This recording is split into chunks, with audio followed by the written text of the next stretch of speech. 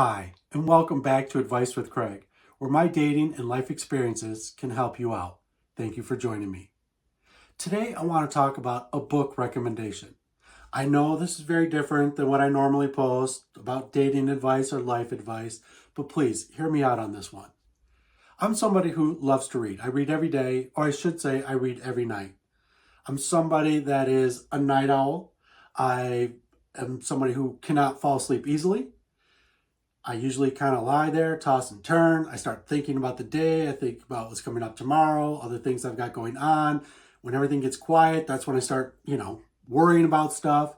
So years ago, I started to read at night to try and take my mind off of everything. I don't look at my phone at night before bed, or I don't have a TV in my bedroom. I do everything I can to just try and make it nice and quiet and a good way to wind down the day. So for several years, I've been reading at night, and I really enjoy it.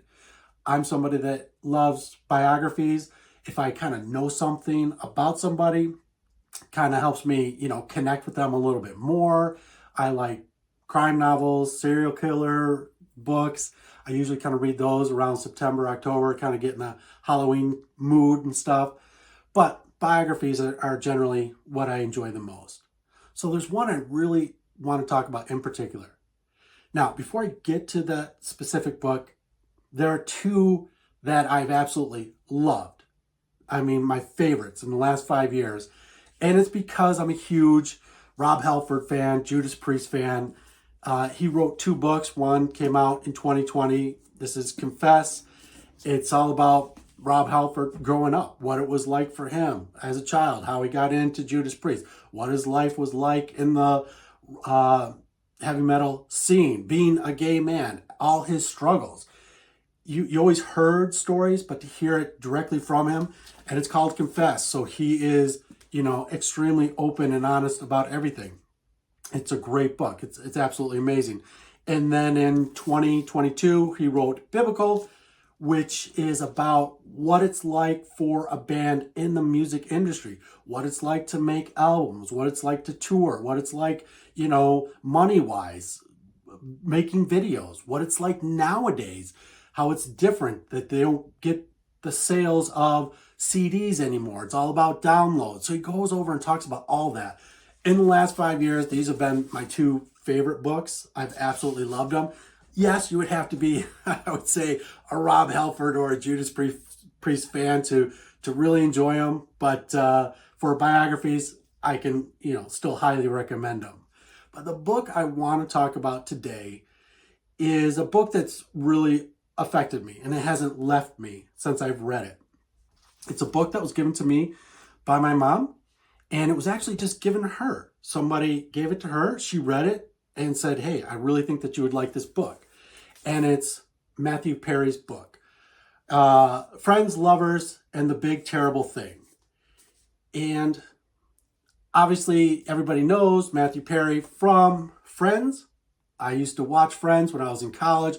I'm not going to say I was a huge Friends fan. I didn't follow it throughout all the years, but I know him and all the cast members, and they all seem like good people. And I've seen his movies, and he just always seemed like a good, funny guy. And you heard about his struggles that he went through, and it was so obvious to see it on the TV show, because you would see his massive weight loss when he was truly struggling with drugs, and when he was healthy, he looked better. So you could see it just by watching the show, his struggles.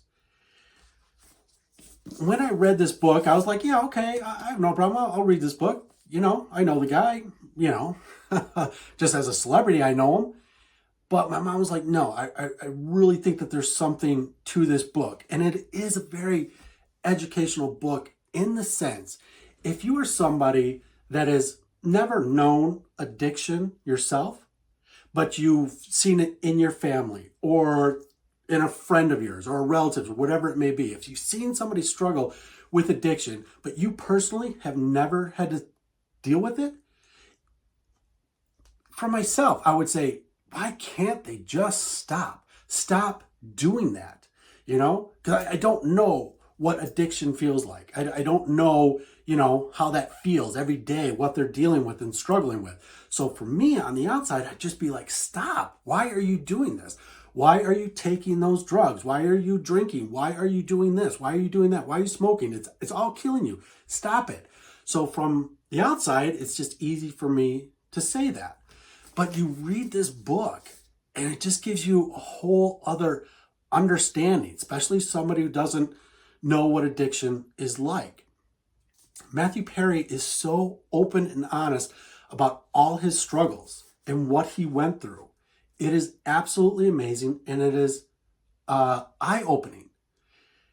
When you read it, obviously you hear it in his voice. If you know his voice, it's neat to read it in that way because you just hear him talking to you, and he's talking to you like a friend, and his sense of humor definitely comes across. But you also know it's kind of haunting. You're reading the words of a dead man. Obviously, he was alive when he wrote this. It came out in 2022, and he died a year later in 2023. And that's when I read it, as after he passed. But you're reading this, and he's talking about his struggles and what he went through. And obviously the book ends that he's on a good, positive note, and he's just like, hey, take it one day at a time. I'm going to be okay. I'm going to be okay. And then he still succumbed to drugs. But you're reading this book and you're like, this man has everything. He has everything anybody could ever want. All the money he could spend. All the houses he wanted. Because he talks about that. He would buy houses, bigger windows, closer to the ocean so he could look out over the ocean. He loved that and always wanted that. And so he'd keep buying houses, all the best cars. The women, he's incredibly open and honest about all the women that he's been with. So he could have anyone he wants. Fame, love. He was loved around the world. Everybody loved Chandler, right? They all wanted to be around him. They all wanted to be his friend. He had everything. But yet this addiction had complete control over his life. He was definitely in and out of rehab. He was trying his best. But those addiction, those demons got the best of him. They always did. And he would talk about it. And he's so open and honest about it. I had everything, but none of it mattered. It was all about the drugs.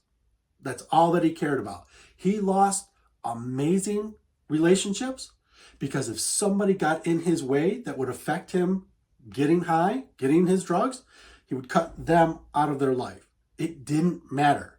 What mattered was making himself feel better. Making himself feel better in the beginning, but he also talks about his addiction later became about taking away the pain of not being able to get high. That was even more important to him. It's a pain that he said he never knew existed, that he could be hurting so much with all these withdrawals that he would go through.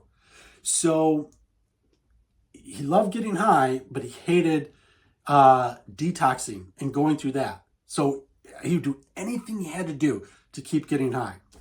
So it was incredibly eye-opening to read this.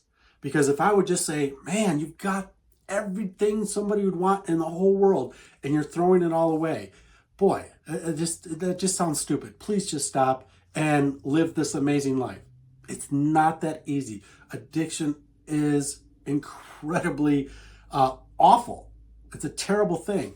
And if you don't know addiction, you've never struggled with it. I've never struggled with it. To read this is eye-opening. And it's an easy read. It's not, because he wrote it at a good time in his life and he was happy. He was optimistic.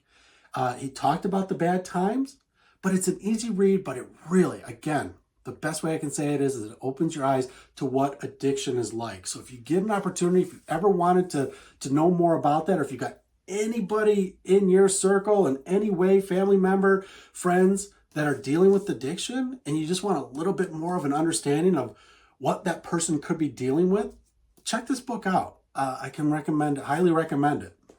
So there you go. That's what I've got. Check out Matthew Perry's book if you get an opportunity. All right. Thank you very much for watching. I greatly appreciate this. I wanted to make a little bit of a different video. That's kind of why I changed the name of this channel from Dating Advice After Divorce to Advice with Craig, so I can talk about other things as well besides just dating and life experiences, but I still feel that this can be beneficial to a lot of people. So there you go. Thank you very much for watching. Please like and subscribe. Share this out with anybody you think could benefit from this information. I would greatly appreciate it.